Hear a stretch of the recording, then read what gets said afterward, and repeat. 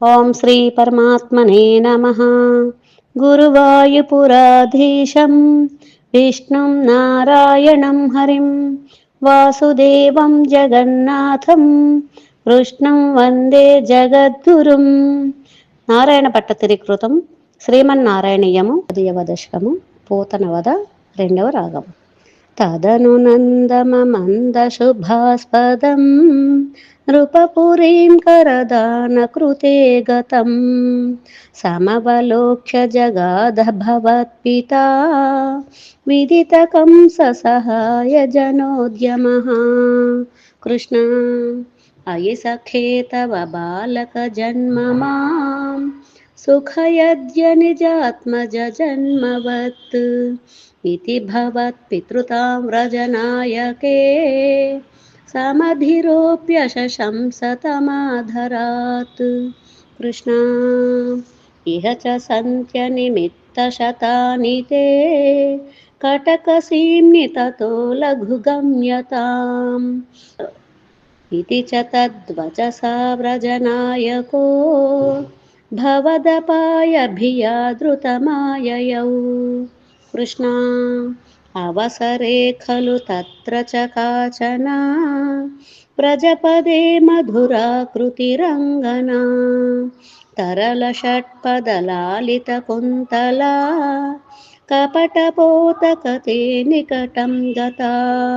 కృష్ణ సపతి సాహృత బాలక చేతనా నిశిచరాన్వయజా కిల పూతనా ప్రజవధూజ్వహి కేయమితి క్షణం విమృశతీషు భవంతముపాదదే. కృష్ణ లలిత భావ విలాస హృతాత్మభిర్యువతభిః ప్రతిరోద్ధమపారితా స్తనమసౌ భవనాంత నిషేదుషీ ప్రదదుషీ భవతే కపటాత్మనే. కృష్ణ సమధిరుహ్య తదంకమ శంకితః త్వమథ బాలకలోపనరోషితః మహదివామ్రఫలం కుచమండలం ప్రతిచుచూషిథ దుర్విపదూషితం.